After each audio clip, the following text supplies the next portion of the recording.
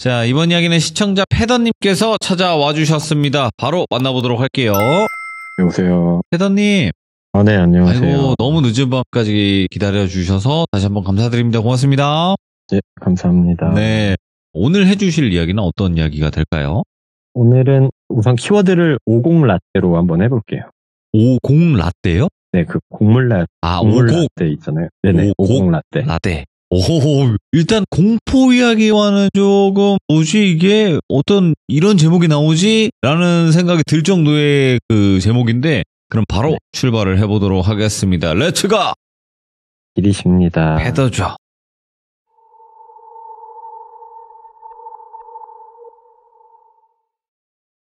오늘은 좀 웃음기를 빼고 이야기를 해보겠습니다. 이게 작년에 친구의 결혼식장 뒤풀이 자리에서 알게 된 여성과 있었던 일이에요. 어린 시절부터 사총사로 지내는 소꿉친구 중에 한 명인 똘비라는 친구가 있었는데 그 친구가 결혼을 했거든요. 사실 이전에는 제가 뭐 가장 친한 친구들이든 사회에서 알게 된 사람이든 뒤풀이 자리에는 제가 단 한 번도 참석을 안 했었어요. 그런데 타국살이를 하다가 한국으로 돌아와서 몇 명을 제외하고는 따로 연락을 하고 지내지도 않았었고 만남을 갖지도 않았던 터라 여기 가면 오랜만에 본 뭐 동창부터 여러 친구들을 만날 수도 있겠다라고 해서 그래 이번에 가보자라고 했었거든요. 그리고 제 아내도 그리고 제 아이들도 저희 오랜 친구들과 시간을 좀 더 함께하고 싶어 하기도 했고 또 뒤풀이 장소가 일반적인 음식점이나 술집이 아닌 그 똘비가 운영하던 가게에 준비가 돼 있었어서 그래서 참석을 하게 됐어요. 오랜만에 만난 친구들과 즐겁게 시간을 보냈고 가정이 있는 친구들 덕에 뭐 아내는 재숙 씨들과 만나서 이야기를 하고 아이들은 또 뭐 새로운 친구, 동생들과 시간을 보내게 돼요. 근데 원래 뒤풀이가 그런 건지는 모르겠지만 가장 친한 친구들끼리만 하는 게 아니라 여러 부류의 사람들이 참석을 하더라고요. 이 결혼식 주인공인 똘비가 주가 되는 그 동호회나 모임 같은 곳에서 온 분들도 있었고 근데 뭐 원체 어린 시절부터 얘가 인싸기가 좀 많았어요. 그래서 자리가 조금 별나다 정도로만 생각을 했죠. 물론 지극히 제 개인적인 생각이었어요. 아마 아이들을 제외하고도 제가 기억하기로는 한 40-50명 정도는 좋게 되었었던 것 같아요. 똘비는 이것도 인연이라고 중간중간 막 팀을 만들어서 이런저런 게임 같은 것도 했었고 그러다 보니 자연스레 사람들과 대화도 나누고 분위기도 좋았어요. 어쩌면 귀족님들 중에 그 뒤풀이에 참석을 했던 사람이 있을 수도 있겠다라는 생각이 들기도 하네요. 갑자기 어느 정도 배도 부르고 술 기운도 조금 올랐고 아이들도 잘 시간에 가까워져서 똘비에게 나는 먼저 가야겠다라고 했더니 그럼 잠깐만 기다려달라고 하더라고요. 그래서 알겠다. 그러면은 잠깐 그 나머지 친구들과 미리 인사를 하고 있겠다라고 하고 자리로 돌아왔죠. 그리고 곧이어서 똘비는 마이크를 잡고 이야기를 시작해요. 뭐 대충 저의 가장 오랜 친구 중 한 명입니다라고 소개를 하면서 저를 앞으로 부르더라고요. 근데 그 MBTI 제가 INTP인데 그분들은 아실 거예요. 이런 상황이 상당히 곤란하고 불편하거든요. 하지만 그 오랜 친구의 가장 행복한 날이기도 했고 속으로는 윗땡땡 별짓을 다 하네 라고 생각하며 조금 덜 떨어진 걸음으로 나가서 쭈뼛쭈뼛 대고 있었어요. 그리고 꾸벅 인사를 드렸고 약간 뻘쭘하게 서 있었는데 사람들이 막 박수를 쳐주더라고요. 근데 괜히 귀도 막 빨갛게 달아오르고 그리고 저는 약간은 멍청한 웃음을 지으면서 약간 고장난 로봇처럼 이러지도 저러지도 못하고 있었어요. 이어서 똘비는 말을 했죠. 이 친구가 이런 일도 하고 저런 일도 한다고요. 당시에 많은 사람들이 이렇게 환호를 해주니까 너무 부끄럽기도 했지만 또 한편으로는 아내와 아이들 앞에서 이런 상황을 만들어준 친구에 대해 너무 감사하기도 하더라고요. 그러면서 이제 똘비가 이 친구가 일이 있어서 가봐야 하는데 혹시나 이런 일에 관심이 있으면 도움을 주시면 좋겠다.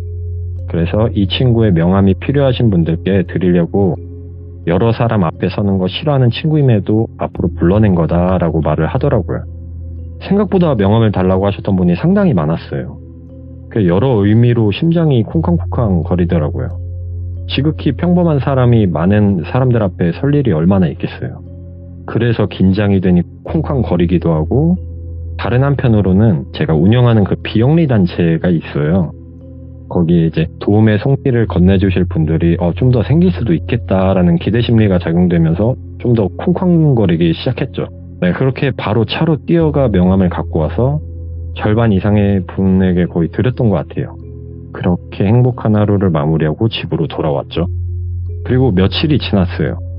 똘비가 했던 행동으로 인해서 실제로 그 빠른 시일 내에 같이 활동을 하는 분도 생겼고 조금 제 본업적인 부분에서도 도움이 됐었어요. 감사하기도 했고 한편으론 또 단톡방이 조금 추가되면서 힘들기도 했었죠. 왜냐면 이게 왠지 나가면 미안해질 것 같아서 못 나가는 단톡방들이 쌓이게 되거든요. 근데 거기에 막 2개가 또 추가가 되고 막 이러다 보니까 더군다나 이제 막 활성화된 단톡방이라 대답이라도 해줘야 될 것 같고 막 신경 쓸 일이 추가되었구나 막 싶어 힘들었었죠. 그렇게 2주 정도 지났나? 제가 또 지방으로 출장을 갈 일이 있어서 지방을 가게 돼요. 평상시에는 기차를 이용하지만 그날은 짐들이 조금 있었던 터라 제 자가용을 이용했고 간만에 차량에 시동을 걸었더니 이 주행 가는 거리가 얼마 되지 않아서 휴게소에 들러서 충전을 하면서 밥을 먹어야겠다라고 생각을 하고 출발을 했죠. 그리고 가던 중에 전화가 와요. 받으려고 하니까 끊기더라고요. 그래서 다시 전화를 걸었는데 또 안 받더라고요. 그래서 뭐지? 뭐 급하면 다시 오겠지 라고 생각을 하고 휴게소에 도착을 하죠. 다행히 충전 자리가 있어서 바로 차저로 꽂아놓고 불이 나게 가서 라면을 먹고 따뜻한 커피 한 잔을 사서 차로 돌아왔어요. 그렇게 하고 또 한 5분 정도 더 충전을 하고 출발을 하려고 하다가 아까 그 번호 전화 한번 다시 해봐야겠다 라고 생각을 해서 전화를 했죠. 전화를 받더라고요. 그래서 서로 여보세요를 주고받았고 아까 부재중 전화가 찍혀 있어서 전화드렸습니다 라고 말씀을 드렸더니 죄송해요 잘못 눌렀나 봐요 라고 하시더라고요. 그래서 네 알겠습니다 라고 말씀을 드리고 다시 출발을 해요. 그리고 1시간 반 정도 더 달렸고 또 그 번호로 전화가 왔었거든요. 그래서 또 다시 받으려니까 끊기고 뭐지 생각하면 또 잘못 눌렀을 수도 있지 라고 생각을 하고 더 달려서 익산이라는 도시에 도착을 하게 돼요. 그리고 제가 일을 할 때는 유일하게 그 아내와 아이들의 따로 지정해둔 벨소리가 아니면 전화를 받지도 않고 카톡을 확인하지도 않거든요. 근데 평상시 일할 때 전화를 안 하는데 그날 전화가 울려서 받았고 그게 막내 아들이 헬로카봇인가 뭘 사오라고 했던 전화였던 것 같고 아빠 일 중이니까 일 끝나고 다시 통화하자라고 했고 그 위에 알림 뜬 걸 확인하는데 아까 그 잘못 걸었던 그 번호로 부재중이 한 4-5통이 찍혀 있더라고요.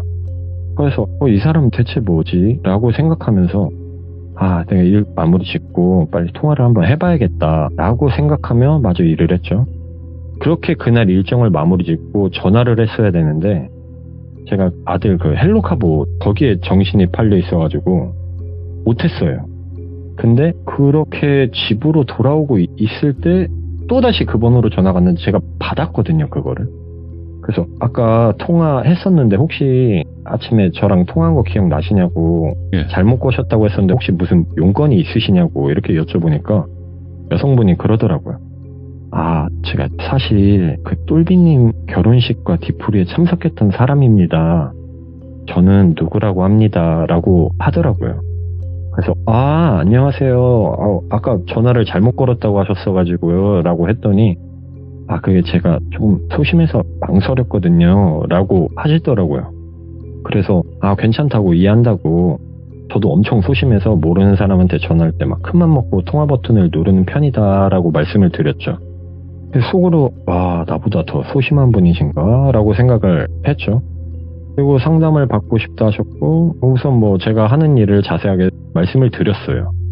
그리고 또 그 여성분의 혹시 과거 병력이나 현재 겪고 있는 상황 이런 거를 간단하게 물었고 얘기를 잠깐 들었을 땐 저보다는 그냥 일반 심리 상담사 분들과의 만남을 이어주는 게 나을 것 같아서 그렇게 진행을 하려고 했더니 자기가 이미 몇 번의 상담은 받았었다고 자기는 좀 정확한 검사를 받아보고 싶다고 하더라고요. 그래서 우선 알겠다. 스케줄을 보고 다시 연락을 드리겠다라고 했죠. 그렇게 바로 연락을 좀 드렸어야 되는데 못 드렸어요. 그러고 잠이 들었고 아침에 일어났는데 제가 항상 핸드폰을 저희 집 문을 나서면서 확인을 하거든요. 근데 문자가 와 있더라고요. 카톡이 왜 없죠? 물음표. 예. 그다음 카톡이 왜 안 되죠? 물음표. 카톡을 안 하세요? 물음표. 라고 그 여성분께 3개의 문자가 와 있더라고요. 뭐지? 좀 빨리 만나봐야겠다라는 생각을 했고 그 전에 똘비한테 먼저 전화를 했어요. 야 똘비야 너 이 번호 알아? 라고 그 여성분의 번호를 알려줬죠. 그랬더니 아니 나 모르는 번호인데? 라고 하길래 아니 이 결혼식도 왔고 뒤풀이도 왔다던데 모르는 번호라고? 물어봤더니 근데 뒤풀이를 왔으면 아마 가게 단골이나 뭐 모임에서 온 걸 거다 라고 얘기를 하길래 우선 알겠다 라고 하고 전화를 끊고 여성분께 이제 다시 전화를 드려요. 그렇게 전화를 드려서 제가 카톡은 없는 게 아니라 비공개로 되어 있어서 제가 먼저 친구 추가를 해야 한다고, 그리고 어제 제가 전화번호를 저장을 안 해놔서 그랬나 보다고 죄송하다고 지금 바로 친구 추가 걸고 톡을 드리겠다라고 설명을 드렸고 전화를 끊고 바로 전화를 저장하고 톡을 드렸어요. 네. 프로필 사진을 보니 다행히 눈에 익은 여성이더라고요. 그 뒤풀이 날 당일날 저희 아이들을 포함해 10명이 넘는 아이들이 있었는데 어떤 한 여성분이 엄청 잘 돌봐주며 놀아주셨었거든요.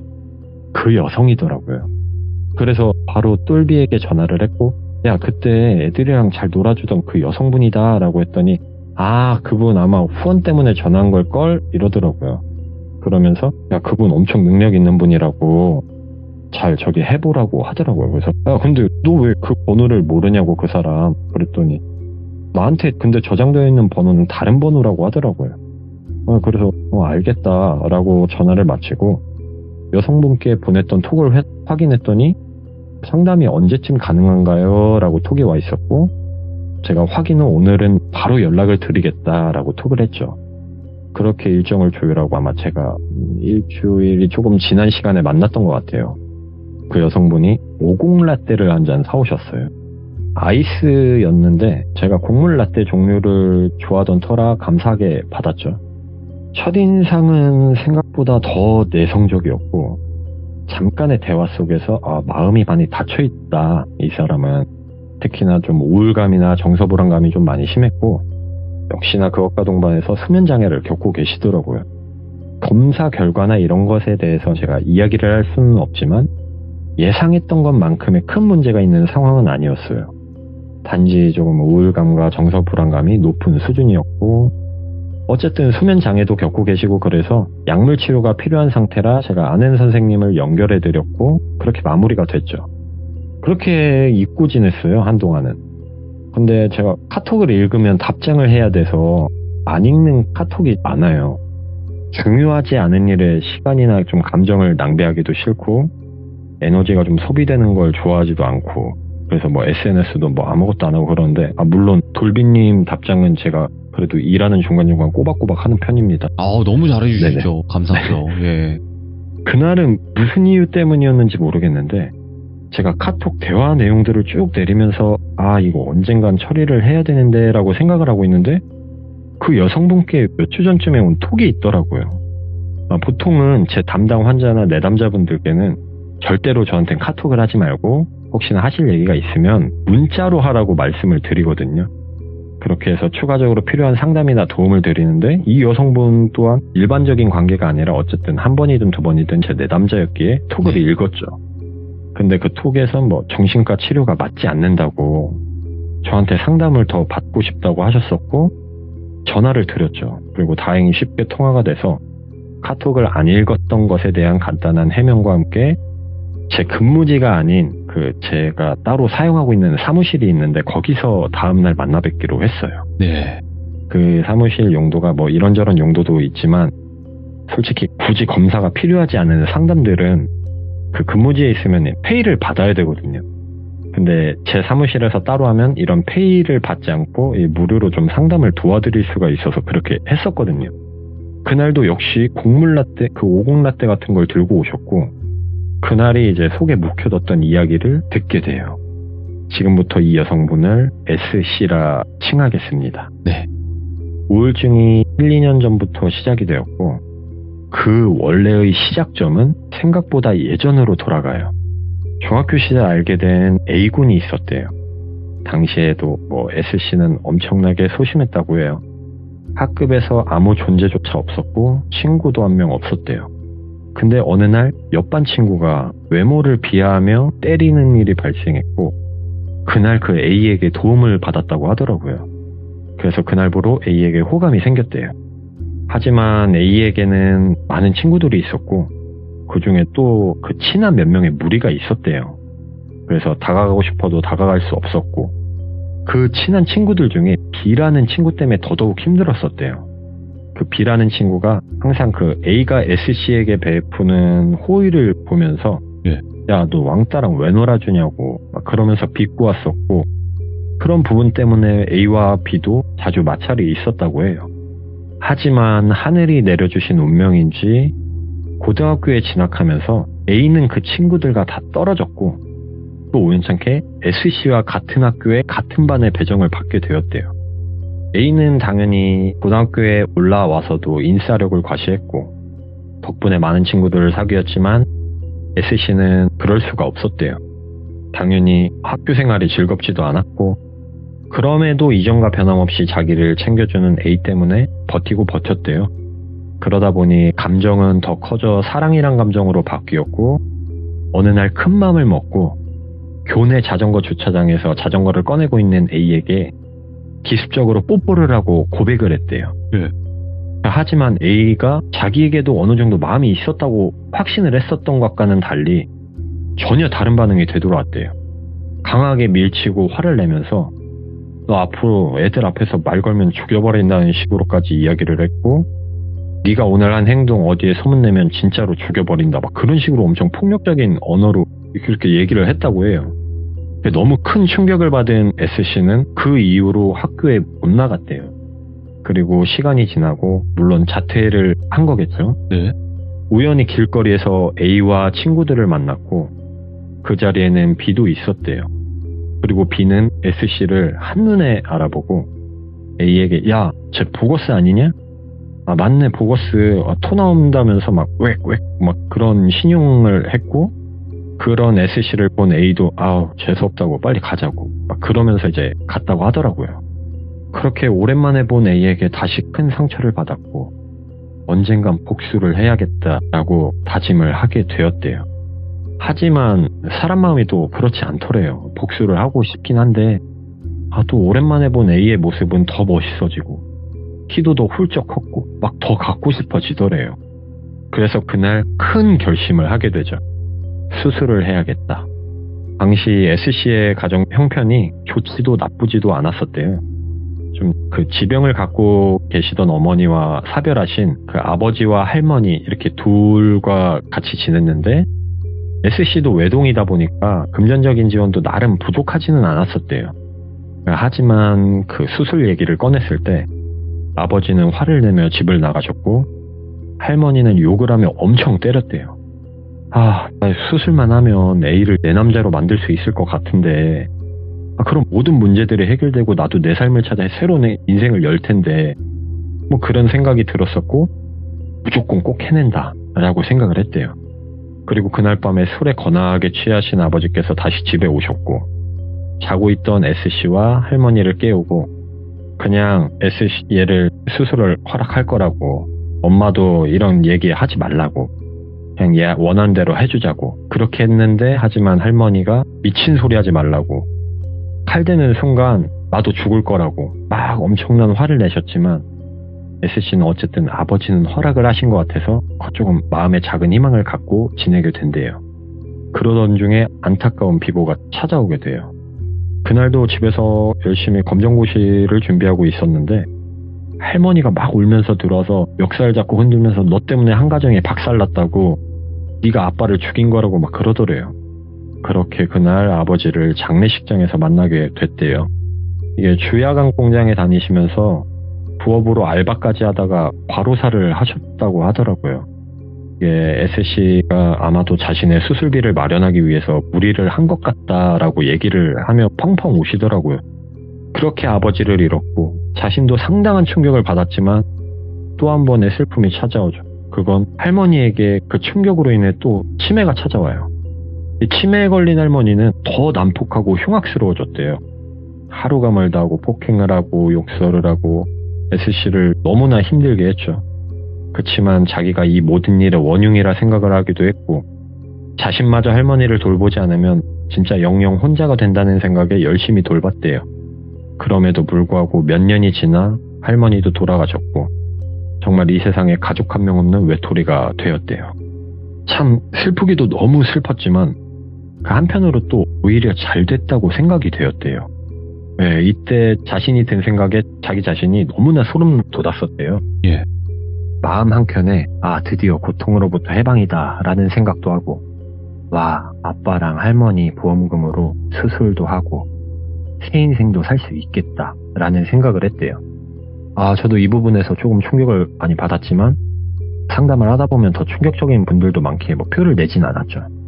그리고 결국 여기저기 수술을 했고 결과는 너무나 만족스러웠고 가족이 살던 집을 팔고 상가주택 주인 세대에 이제 들어가게 되고 남은 보험금으로 좋은 차도 사고 또 새로운 인생을 살기 시작한대요. 예. 처음에는 상처 부위가 아물고 예후를 지켜보는 동안 너무 집에만 갇혀 있어서 어떤 방식으로 살아가야 할지도 모르겠고 생각보다 또 돈도 금방금방 줄어드는 게 눈에 보여서 일을 하게 됐대요. 자신이 누리고 있는 이 호화스러운 삶에 비해 턱없이 부족한 월급이었지만 재택근무로 했었기에 자신을 노출하지 않고 할 수 있어서 만족했대요. 이 새 삶을 살기 위해서 여러 가지 목표가 있었지만 첫 번째는 A의 사랑을 쟁취하는 것이 아닌 예전에 자신에게 수모를 안겨준 B를 망가뜨리고 싶었대요. 어떠한 방식으로 복수를 할까 많은 고민 끝에 우선 접근을 하기로 해요. 당시 A의 페이스북을 통해서 이 친구들이 자주 가던 PC방을 확인했고 평일 저녁 때나 주말마다 그곳에 자주 갔었대요. 그러다가 드디어 그 무리들이 PC방에 왔고 예. 그날 그렇게 B를 미행하게 돼요. 그렇게 B의 집까지 알아냈고 다음날 아침까지 그 집 근처에서 잠복해 있다가 출근을 하는 B를 따라가서 회사도 알아냈어요. 그렇게 필요한 정보를 알아낸 뒤에 기회만 틈틈이 엿보던 중에 모처에 있는 그 클럽에 가는 것을 확인을 했고 그날 그렇게 난생 처음으로 클럽에 가게 되었대요. 결과적으로 말씀드리면 그렇게 우연을 가장한 만남이 이루어졌고 그날 S씨는 B와 하룻밤을 보냈대요. 예. 자신을 알아보지 못한다는 희열감과 그렇게 자신을 멸시하던 사람이 자신을 탐하는 그런 일을 벌이는 것 자체가 복수였다고 얘기하더라고요. 예. 와, 너무 충격적이었죠. 그리고 마저 이야기를 해요. 근데 그것만으로는 또 복수가 되질 않았고 그 다음 주에 이제 퇴근하는 B 앞에 S씨가 또 한 번 우연을 가장해 나타나는 상황을 연출을 했죠. 제가 원래 원라인 문화가 그런 건지는 모르겠는데 핸드폰 번호 같은 걸 교환하진 않았나 보더라고요. 역시나 B는 S씨를 보자마자 놀랬고 S씨도 놀라는 척을 하면서 이쪽 회사에 다니시냐고 와 이런 인연이 있냐 라며 자연스레 다음 단계로 넘어가게 돼요. 역시나 호텔인지 모텔인지 아무튼 그런 숙박업소로 이동을 했고 관계를 맺고 난 후에 S씨는 B의 이름을 불렀어요. B는 놀라며 내 이름을 어떻게 알고 있냐고 물었고 S씨는 뭘 그렇게 놀라냐고 나 어디 학교에 다녔던 누구누구다 라고 하며 기억하냐고 이야기를 했대요. 그 이야기를 듣고 충격에 빠진 B는 S씨를 폭행하기 시작해요. 맞던 S씨는 어쨌든 화장실로 도망가서 신고를 했고 그렇게 자신의 몸과 목수를 맞바꾸게 되었대요. B는 벌금형에서 끝났다고 했던 것 같은데 확실히 기억은 안 나는데 아무튼 하지만 또 S씨는 거기서 끝내지 않고 이후에도 회사로 찾아가기도 하고 가족과 함께 사는 그 B의 집으로 찾아가기도 하면서 B는 정상적인 생활이 안 돼서 가족 전체가 이사를 갔다고 하더라고요. 그렇게 B에 대한 복수를 성공적으로 끝냈대요. 여기서 사실 상담을 종료하고 싶었어요. 이야기하는 상황 그때그때마다 이 S씨가 웃음을 참지 못한다는 생각이 들었었거든요. 무섭더라고요. 제가 근데 원래 일하던 근무지였으면 도움을 청할 텐데 저런 위험한 생각을 갖고 행동하는 사람이라면 지금 내가 여기서 위험한 상황에 빠질 수도 있겠다라는 생각을 좀 하기도 했었거든요. 그래서 이야기를 들으면서 다른 한편으로는 이제 저 나름대로 생각을 하게 되죠. 이 상황에서 제일 깔끔하게 벗어날 수 있는 방법이 무엇일까? 그 와중에 또 이야기를 시작해요. SC는 이후에 또 추가적인 수술을 더 했대요. 이때부턴 약간 복수보단 중독에 의해 했었고 계속 부족하다는 느낌에 완벽하게 하기 위해서 그랬다고 하더라고요. 그리고 어느 정도 마무리가 됐다 생각하고 전체적인 자리가 잡혔을 때 이제 A에게 접근을 시작하죠. 역시나 자신을 알아보지 못하더래요. 와, 이제 A의 사랑만 쟁취하면 되겠다 했지만 한 가지 큰 걸림돌이 있었어요. 페이스북에서 봤던 A의 여자친구. 저 땡을 어떻게 처리할까? 어떤 방법이 있을까 생각을 했고 충남과 경기도가 맞닿은 어느 곳에 당집이 정말 많다는 걸 알아내고 무속적인 방법을 사용해 보기로 했대요. 그치만 아시다시피 양밥 같은 거를 살날리고 이런 거를 실행하는 당집을 실제로 찾기가 어려웠대요. 그래서 인터넷으로 얻은 정보로 이것저것 해보았는데 여전히 둘 사이는 좋았고 여자친구의 신변에도 아무런 문제가 없었대요. 그러다 인터넷에서 어떤 번호를 찾게 되고 그곳과 통화를 하고 만남을 갖게 돼요. 이 양밥이나 살날리는 이런 걸 전문적으로 하는 사람이었고 당집은 아니었고 일반 아파트였대요. 이제 거기 가서 들은 얘기는 병든 동물의 뼈를 갈아낸 가루를 그 SC의 피와 함께 먹게 하면 큰 병에 걸려서 머지않아 죽게 될 거라고. 멀쩡한 동물이 아닌 꼭 병든 동물이어야만 된다고 그러더래요. 그리고 그날 SC는 집에 와서 많은 고민을 하게 돼요. 야, 아무리 그래도 이건 좀 그렇다. 이걸 어떻게 하나. 하지만 이미 계획에서 B도 처리했고 저 땡만 없앤다면 A는 내가 차지할 수 있으니까 그래 해보자 라고 결심을 하게 되죠. 예?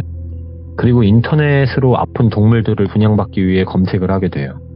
근데 문제는 이 동물의 뼈가루를 어떻게 만들어낼 거며 또 이 가루와 피는 어떻게 먹일 거며 고민이 많아졌대요. 그래서 우선 A와 A의 여자친구에게 조금 더 가까이 접근해야 되겠다라고 생각되어 A의 가게에 자주 가게 됐고 그러면서 어느 정도 친분을 쌓게 되었대요. 그리고 A의 여자친구와도 언니 동생 이렇게 할 정도로 사이가 조금 가까워졌다고 하더라고요. 딱 가깝고도 먼 사이였다고 했었어요.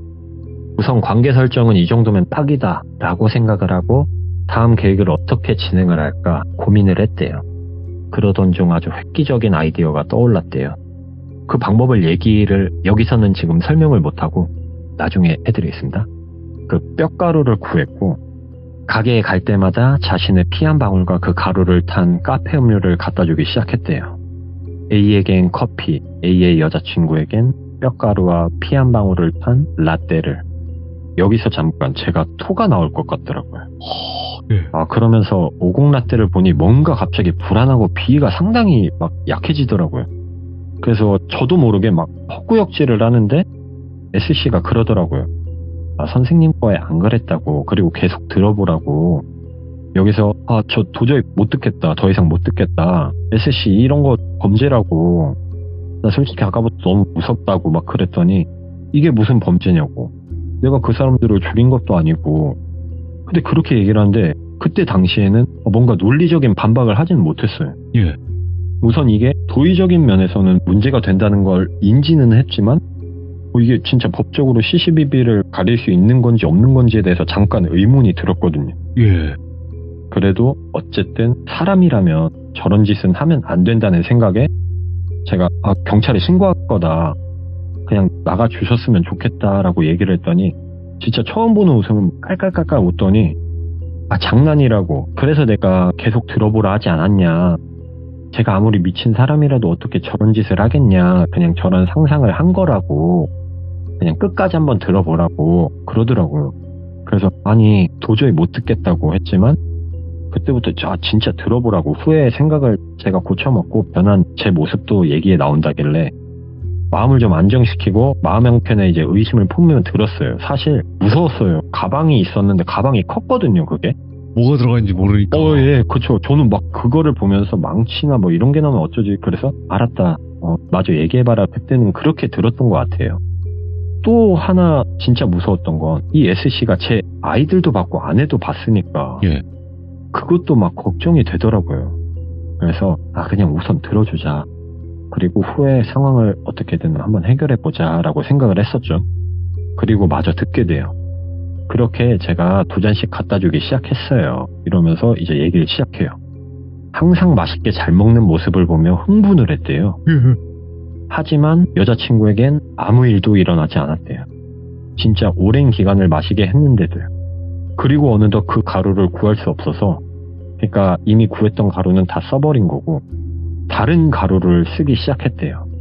근데 우연일까? 그 다른 가루를 쓰자마자 여성분이 한번 크게 아팠고 A의 여자친구, 그분이 크게 한번 아팠고 아쉽게 또 스스로 회복이 잘 되어 돌아왔다고 하더라고요. 그리고 우연인지 뭔지 모르겠지만 이게 효과가 있다 생각해서 몇 번을 더 진행을 했대요. 그 이후로도. 하지만 또 추가적으로 별다른 일은 없었고 결국 포기를 하게 되죠. 변한 건 자기뿐이고 아무것도 해결하지 못하고 성공하지 못했다는 생각 때문에 그때부터 우울증이 밀려오더래요. 그러던 중에 더 큰 우울증이 찾아오는 계기가 생겼죠. 그 둘의 결혼 소식. 시간이 없다. 이거 결혼이 성사되기 전에 어떻게든 둘 사이를 갈라놓든 찢어주기든 해야 된다 라는 생각이 강력하게 찾아왔지만 그럴 수가 없었대요. 왜냐면 A의 여자친구가 그 결혼을 약속하고 이후부터는 A의 가게에 잘 나오지 않게 되었대요. A에게 물어봤지만 결혼 준비와 관련된 것들로 많이 바쁘다 정도의 얘기만 들었고 또 핸드폰 번호까지 아는 정도의 사이는 아니었어서 번호를 알 수는 없었대요. 그렇게 결혼식 날은 점점 다가오고 결국에 당일이 되어 그 결혼식까지 참석하고 지켜보게 되었대요. 그날부터 이전과는 정말 다른 크나큰 분노가 찾아왔대요. 여기서 가만히 있다가는 정말 큰일이 날 것 같아서 치료를 받기 시작했고 네. 이후에는 저와도 연이 닿아서 이렇게 찾아왔다고 하더라고요. 제가 애초에 이런 일이 있는지도 몰랐고 수면장애로 인해 약물 처방이 필요한 정도인지 알았는데 당시에 제가 연결해드린 선생님과 이런 내용을 이야기하지 않으셨냐라고 했더니 안 했다고 하더라고요. 그래서 아니 그럼 아까 말한 건 뭐냐고, 이건 실제 S씨가 겪은 일이냐 아니면 뭐 상상이냐, 지금 이야기하는 거는 직접 행한 일을 말한 것 아니냐고 그랬더니 사실 자기도 모르겠대요. 뭐야? 이게 직접 겪은 일인지 아닌지도 모르겠다고. 그래서 제가 그랬죠. 아니 이거 실제로 S씨가 한 일들이면 상당히 큰일이라고. 뭐 제가 지금 당장 법적으로 어떠한 설명을 드릴 순 없어도 진짜 해선 안 되는 행동들을 하신 거다. 그랬더니 뭐 제가 있으면 벌을 받아야죠 그러더라고요. 그러면서 선생님께서 지금이라도 신고를 하든 안 하든 저는 상관없다고 이렇게 얘기를 하더라고요. 여기서 잠깐 든 생각인데 혹시 범죄를 얘기하기 전에 상담을 받고 검사를 받은 이유도 뭔가 이 사람이 법적인 문제가 될 게 있으면 피해가기 위한 수단이었나? 라는 생각도 잠깐은 들더라고요. 아무튼 제가 신고를 하거나 고발을 하진 않겠다. 근데 S씨가 진짜 이런 일을 벌인 거라면 경찰서에 직접 가셔서 다 얘기했으면 좋겠다라고 말을 했고, 그리고 받을 벌이 있으면 받았으면 좋겠다라고 했죠. 그래야지 S씨의 그 진짜 새 삶이 시작될 수 있는 거라고. 솔직히 저 지금 엄청 많이 충격을 받았는데 S씨 조금 더 나은 삶을 사셨으면 좋겠다. 그러기 위해선 저 방법이 첫걸음이다 라고 얘기를 했더니 알겠다고 하더라고요. 그리고 그날 집에 와서 이런저런 생각을 많이 했죠. 그리고 뭔가 불안해서 똘비한테 전화를 했어요. 야 똘비야, 너 중학교 똘비중 나왔지? 라고 물어봤죠. 그랬더니 똘비중 왜? 라고 하더라고요. 그래서 아니야, 그냥 갑자기 궁금했다고. 그리고 통화를 끊었어요. 왜냐면 얘기하는 거나 뭐 이런 시기가 설마 S씨가 말한 A가 똘비는 아니겠지라는 생각도 했었거든요. 왜냐면 저한테 접근했던 것도 그렇고 그냥 괜히 불안했던 것 같아요. 하지만 다행히 똘비는 똘비중을 나왔고 똘비중은 남중이었거든요. 무튼 S씨가 말한 일들이 실제로 일어난 일인지 아닌지에 대한 확신도 없이 정말 찝찝한 상태로 며칠을 보냈죠. 그렇게 지내던 중에 똘비한테 갑작스럽게 S씨의 부고 소식을 받게 돼요. 차에서 극단적인 선택을 했더라고요. 상담을 하다 보면 이런 일이 비일비재해요. 오지랖이라고 생각하실 수는 있겠지만 우울증이 심한 상태였던 내담자의 부고 소식을 종종 듣게 되는데 저는 이런 소식을 알게 되면 좀 참석을 하는 편이에요. 연락이 오지 않아서 모르고 넘어갈 수는 있지만 연락이 오면 알게 된 이상 참석을 안 할 수가 없거든요. 근데 SC의 장례식장은 이상하게 좀 가기는 싫었어요. 그래도 결국 똘비와 가게 되었죠. 둘이 장례식장에 가면서 차 안에서 SC가 했던 얘기를 할까 말까 했지만 못했어요. 뭐가 됐든 내담자와 한 이야기를 외부에 발설하는 걸 좋아하지도 않았고 네. 심지어 제가 내담자의 이야기를 아내와도 얘기를 안 하거든요. 왜냐면 환자들이 이게 정말 죽을 만큼 힘든 상황에서 겪은 일들을 제3자와 이렇게 쉽게 이야기한다는 게 이게 환자들에 대한 예우도 아닐 뿐더러 그죠. 예. 그 사람들이 겪는 상황을 너무 단순하게 생각할 수도 있다라고 판단을 해서 이건 저 혼자 그냥 다짐하는 부분인데 물론 어떠한 범죄적인 요소가 상황에 내재되어 있는 사람들은 제외를 합니다. 그렇게 SC의 장례식장을 갔고 가족이 없을 줄 알았는데 상주가 있더라고요. 그래서 이제 가서 상담사라 소개를 드렸고 똘비는 SC의 지인이라 소개를 드렸죠. 그렇게 간단하게 인사를 드렸고 저는 바로 가려고 했는데 똘비는 장례식장에서 밥 안 먹으면 예의가 아니라고 하더라고요. 그러면서 먹고 가야 된다고. 저는 안 먹었어요. 예의고 자시고 저는 장례식장에서 밥을 먹으면 항상 체해요. 안 체한 적이 단 한 번도 없었어가지고 그래서 그냥 저는 자리를 같이 있었고 그렇게 똘비는 밥을 먹다가 화장실 좀 갔다 온다고 했고 저는 음료수를 마시고 있었던 것 같아요. 근데 아까 상주들 사이에 못 보던 여성분이 와서 앉더라고요. 그리고 얘기를 하셨죠. 안녕하세요. 저는 혜진이 막내 이모예요. 이렇게 찾아와 주셔서 감사하다고. 그래서 네 안녕하세요 인사를 드리면서 명함을 한 장 드리고 소개를 했죠. 이러이러한 상황에서 만났고 제가 예전에 상담을 몇 차례 맡았던 패더입니다. 너무 안타깝고 유감이다. 근데 SC의 이름이 세진 씨냐고 이렇게 여쭤봤더니 개명전 이름인데 그게 저한테는 익숙해서 그렇게 부른다고 하더라고요. 그리고 이모님이 이어서 말씀을 하셨어요. 어려서부터 엄마를 잃고 그 엄마의 그리움 때문에 애가 정신적으로 온전치 못하다고만 생각했는데 자기가 잘 돌보지 못한 게 죄라고. 그래도 연락을 잘 하곤 했었는데 이게 형부까지 떠나면서 그때부터 연락이 안 됐다고 하더라고요. 그 와중에 사돈할머니가 그렇게 된 것도 이후에나 알았고 그러시길래 안 그래도 얘기를 많이 들었다.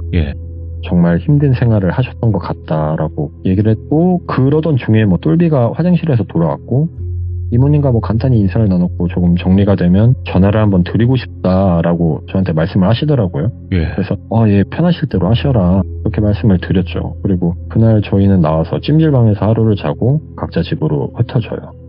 그렇게 저의 일상이 돌아오고 바쁘게 지내게 됐는데 며칠 후에 정말 SC의 막내 이모님께 전화가 왔고 제 사무실에서 만나게 돼요. 처음에 간단하게 심리적 안정감을 위한 상담을 좀 도와드렸고 그리고 조심스럽게 저에게 물어보시더라고요. 세진이가 죽기 전에 겪었던 일들이나 느꼈던 감정들에 대해서 제가 그래서 들었던 내용을 구구절절 다 이야기를 해도 되는 걸까 맞는 걸까 이게 근데 유가족이고 그래도 이야기를 이렇게 이모님께 들어보니까 어느 정도 유대관계도 나름 형성돼 있는 것 같고 그래서 그 무당과 관련된 이야기를 제외하고 다 해드렸어요. 그냥 그 이야기를 다 듣고 울면서 얘기하더라고요. 세진이의 집을 정리하면서 정말 혼자 외로웠겠다라고 생각이 들었대요. 그러면서 유품 정리를 하러 집으로 갔던 날에 얘기를 해주셨어요. 막내 이모님이 그 SC의 유품 관련해서 집 정리를 도맡아 하셨고 그렇게 정리를 하러 간 집은 큰 거실과 큰 방 2개 이렇게 구성이 되어 있었대요. 근데 사람이 살지 않은 집같이 기본적으로 이렇게 있던 옵션을 제외하고는 아무것도 없었대요. 이미 그러한 선택을 하기 전에 정리를 한 건진 모르겠지만 무튼 그렇게 이모님은 한참 집을 그래도 정리한다고 정리를 했고 그러다가 이제 집에 관련된 보증금이나 이런 거에 대해서 정리를 하려고 건물주와 통화를 했고 그런 설명을 듣던 중에 집주인이 그러더래요. 저기 그 집에 살던 여성분이 그 위에 옥상으로 올라가면 옥상문 열기 전에 그 바로 옆에 창고방 그 서비스룸이 하나 있는데 거기도 사용했다. 거기에도 뭐 짐이 있으니까 그쪽도 비워주시면 된다라고 해서 옥상으로 올라갔죠. 거기에 올라갔고 이제 문을 열었는데 처음에 뭐 문이 안 열렸다고 해서 뭐 다시 내려가서 방에 가서 막 여기저기 다 뒤져서 결국에 열쇠를 찾아서 그 방에 문을 열었대요. 예. 방 안에는 한 5평? 4평? 그 정도 되는데 가운데 바닥에 노트 한 권, 그리고 꽤나 많이 피워 사이다 못해 넘친 것 같은 향, 그리고 그 뒤로 누가 봐도 유골함으로 보이는 함 2개, 그리고 옆에는 냉장고, 이렇게 있더래요. 이게 다 뭐야 하면서 냉장고를 열었죠. 그 아이들이 실험 먹기 편하게 그 조그만한 약통이 있거든요. 예. 그 2개에 검붉은 액체가 반쯤 차 있더래요. 이게 케첩인가 들었는데 색깔이 케첩이 아니고 이게 또 액체가 아니라 고체에 가깝더래요. 그래서 열어보니 피 같더래요. 그게 예. 피가 응고된 것 같이 보였다고 했고 다시 그걸 조금 소름이 돋아서 냉장고에 다시 넣었대요. 아, 피를 이런데 왜 모아뒀나 생각하며 방 중앙으로 몸을 틀었죠. 그리고 보이는 건 그 함에 새겨진 글씨로 세진 씨의 할머니와 아버지의 유골함인 걸 알게 됐어요. 아니 이게 선산에 있어야 될 게 여기 있으니 벙찌기도 했는데 원체 어릴 때부터 별났었으니까 혼자 너무 외로워서 집으로 모셨나 보다 생각하며 그 자리에서 엄청 우셨대요. 그리고 그 노트에는 할머니와 여러 순차적인 날짜들이 쭉 적혀 있었고 어느 순간 아빠로 다시 시작해서 몇 개의 날짜들이 쭉 적혀 있었대요. 이게 뭘 의미하는 거지 싶었고 그냥 문득 함을 열었대요. 근데 할머니의 유골함은 텅 비어 있었고 형부, 즉 S씨의 아버지 유골함은 차 있었대요. 아니 얘가 지 할머니를 어디에 둔 거고 이 날짜들은 다 뭔가 했대요. 나중에 오빠 오면 얘기하고 다시 갖다 모시든지 하자라고 생각을 하고 거기서 나왔대요. 그리고 후에는 뭐 그 오빠와 함께 S씨의 할머니의 그 빈 유골함과 아버지 유골함을 원래 자리에 갖다 놓으셨다고 하더라고요. 그 후에도 자기 오빠와 그거에 대해서 무슨 이런저런 이야기를 해주셨던 것 같은데 제가 성시 귀에 들어올 리가 있어야죠. 예. 왜냐면 제 머릿속은 그때부터 이미 온통 뼈가루와 피 생각밖에 없었거든요. 예. 와, 이거 S씨가 말했던 게 진짜였나? 설마 해결했다는 가루가 그게 할머니의 유골이었나? 와. 이게 병든 동물이 치매가 걸린 할머니였던 건가? 막 충격이 너무 컸죠. 벌어진 그 입이 막 다물어지지도 않았고 당시에 눈 주위에 막 피가 몰려오는 건지 막 안압이 막 차는 느낌도 나고 머리도 계속 울리고 속도 메스껍고 근데 이모님이 제 모습을 보고 뭔가를 캐치하신 건지 왜 그러냐고 막 물어보시더라고요. 냉정을 찾아서 말씀을 드리는 게 맞겠다 생각이 되었었어요. 그래서 이야기를 드렸죠. 이모님도 상당한 충격을 먹고 그때 거의 쓰러지기 일보 직전이었어요. 하지만 뭐 얘기를 계속 해드려야만 했어요. 그중 제가 가장 큰 이유는 이게 명백하게 극단적인 선택이었는데 이 이모님이랑 대화 중에 어떤 얘기를 하셨었는데 그 부분에서 조금 의욕을 갖고 계시는 것 같더라고요. 뭐야, 예. 그래서 조금 더 확실한 것들을 말씀을 드려야지만 그런 의욕이 조금 줄지 않을까 이런 생각을 했었어요. 그래서 그렇게 얘기를 드렸었고 그리고 이모님이 말씀을 하시죠. 우리 세진이 남자였다고. 어릴 때는 엄마를 잃은 외로움과 충격에 화장을 하고 치마를 입고 가발을 쓰고 단지 그랬다고 생각을 했다. 예. 처음에는 다들 말렸지만 형부가 충격으로 그런 거니 좀 그냥 냅두라고. 그런 게 이제 나중에는 너무 심해졌고 어느 순간 아이가 이렇게 된 걸 형부 탓이라고만 생각했다. 근데 어쩌면 언니의 죽음 때문에 그런 게 아니라 생각되니 그때 세진이를 좀 알아주지 못한 게 가슴이 너무 아프다. 그리고 그 묻지마병을 당한 사람한테 너무 미안하다라고 하셨어요. 예. 그리고 그때부터 저는 또 다른 공포, 너무 떨려왔죠. 당연히 그 불안감이 엄습해 오더라고요. 이모님께 잠시만 전화 한 통을 하겠다고 양해를 구하고 도저히 그 감정이 컨트롤이 안 돼가지고 그날 아직도 기억나는데 제가 1층에 편의점이 있거든요. 사무실 1층에. 거기서 제가 난생 처음 담배를 사게 돼요. 가장 독한 걸로 달라 했고 말보로 레드 그거를 받아서 하나를 폈죠. 꼭 이석증 걸렸을 때처럼 만큼이나마 막 하늘이 빙글빙글 돌더라고요. 그리고 똘비에게 전화를 했죠. 똘비야 막 이름을 부르면서 그때 저 왜 그런지 모르겠는데 막 엄청 울었어요. 그 편의점 앞에서 앉아서 패드야 뭔 일 있어 왜 그래 인마 막 그렇게 얘기하길래 진짜 뱉을까 말까 어떡할까 이거 입이 차마 떨어지지 않는데 억지로 입을 벌려서 얘기를 했죠. 또 똘비 중 나온 김세진이라고 혹시 아냐고. 잠깐의 정적이 흐르고 똘비는 네가 걔를 어떻게 알아? 너한테 연락을 했어? 내 트라우마라고 얘기를 하더라고요. 저는 얘기를 했죠. 바쁘지 않으면 지금 빨리 사무실로 좀 와달라고. 똘비는 알았다고 20분만 기다리라고. 그리고 저는 사무실로 올라갔고 이모님께 말씀을 드렸어요. 저도 솔직히 이 내용이 진짜일 거라 믿지 않고 있었다고. 어쩌면 믿기 싫어 부정했을지도 모르겠다라고. 지금 너무 떨려서 무슨 말씀을 드려야 될지 모르겠지만 진짜 맞다면 그 이야기의 피해자가 이쪽으로 오고 있다고. 이모님은 화들짝 놀라시더라고요. 그게 무슨 말이냐고. SC의 이야기 속에 나온 A가 제 친구인 것 같다고. 그리고 시간이 지나고 똘비는 도착을 했고 그렇게 저희 셋은 만나서 긴 이야기 끝에 SC의 이야기에 A와 A의 여자친구가 똘비와 재수씨인 걸 알게 됐죠. 어쩌면 살아있는 동안 가장 충격적인 하루가 되며 이야기는 끝이 나요. 와. 네, 그 추가로 짧게 말씀을 드리면 예. 상황은 벌어졌지만 정황상 증거뿐이고 이게 피의자도 사망한 마당에 누구에게 법적 처벌을 물을 것이며 불가하죠. 예. 유가족이란 이유로 아무 상관도 없는 S씨의 막내 이모님도 상황이 애매하고 예. 이모님이 아마 지금까지도 연락을 하고 지낼 거예요. 계속 사과를 하시거든요. 예. 그리고 참고로 저희가 예상키로는 노트에 적혀있던 날들이 예. 그 오공라떼 피와 뼈가루를 탄 날을 기입해둔 건 아닌가라고 추측은 하고 있어요. 그리고 저는 불행인지 다행인지 상담을 했던 날에 날짜가 적혀있진 않더라고요. 예. 근데 모르죠. 저도 마셨을지도요. 이후에 똘비는 연락이 닿지 않던 그 친구의 동생, 그 나이대 인맥들 총동원해서 그 동생에게 연락을 할 기회를 받게 됐고 그렇게 B에게도 연락이 닿아요. 그리고 B에게 그런 일이 있었다는 걸 확인을 하면서 똘비는 점점 자기가 겪은 일에 대한 정신적인 트라우마랑 이 스트레스로 인해서 결혼 생활은 둘째치고 일상생활이 불가능한 상황까지 갔었어요. 와. 하지만 당시 똘비보다도 더 큰 피해자는 재수씨였거든요. 왜냐면 그 탄 음료는 재수씨만 마셨으니까요. 네. 근데도 그 재수씨는 너 때문에 내가 이런 말도 안 되는 일을 겪었다라고 할 수도 있는데 진짜 충분히 있는데도 오히려 재수씨는 똘비를 케어해주면서 똘비가 정상적으로 돌아오기까지 많은 노력을 해주셨어요.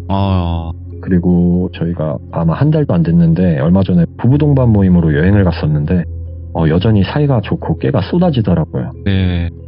재수씨가 정말 존경스럽고 멋있기도 하더라고요.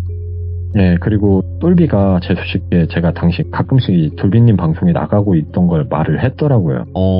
그러면서 재수씨가 무서운 걸 싫어해서 보지는 못하시지만 이런 엽기적인 일도 일어날 수 있으니 나중에 기회 되면 꼭 한번 얘기를 해보라 이렇게 얘기를 하시더라고요. 그러면서 너무 충격적이네 이거. 예, 그러면서 이 재수씨의 멘탈에 한 번 더 놀랐고 참고로 SC라 얘기한 건 이 이야기의 가장 중요한 키워드였어요. 네.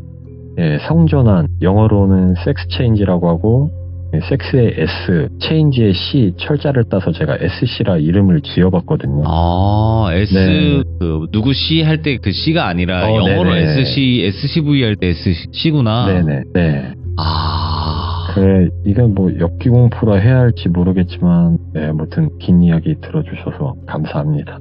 근데 이거는, 지금 꽤나 충격적입니다, 지금. 많은 분들이 충격에서 헤어나오지도 못하고 있고, 그리고, 그래요, 어느 정도 남자일 거라는 건 예상은 했는데, 네. 이 과정들이 일반적으로 상상할 수가 없잖아요, 우리들이. 그렇죠. 근데 진짜. 패더님은 진짜, 기구한 삶을 사셨습니다. 여태까지 보면. 네, 그렇죠. 진짜로 좋은 일만 좀 가득하셨으면 좋겠고 이 사건을 겪었던 그 똘비님과 그리고 또 그 아내분 하루빨리 또 그 사건을 좀 잊으시고 지금처럼 행복하셨으면 좋겠다라는 생각이 드네요. 감사합니다. 네, 아유, 패더님 오늘 너무너무 고생 많으셨습니다. 감사합니다. 네, 감사합니다. 네. 돌비 패더라고 검색을 하시면요, 여러분들. 이것도 분명히 레전드지만 정말 레전드 이야기들이 있어요, 그 안에. 그래서 돌비 패더 검색하시고 올라온 이야기들 꼭 정주행 하시길 바라고요. 그리고 이번 이야기는 워낙 충격적이기 때문에 여러분들의 의견을 댓글로 꼭 남겨주시면 감사할 것 같습니다. 고맙습니다.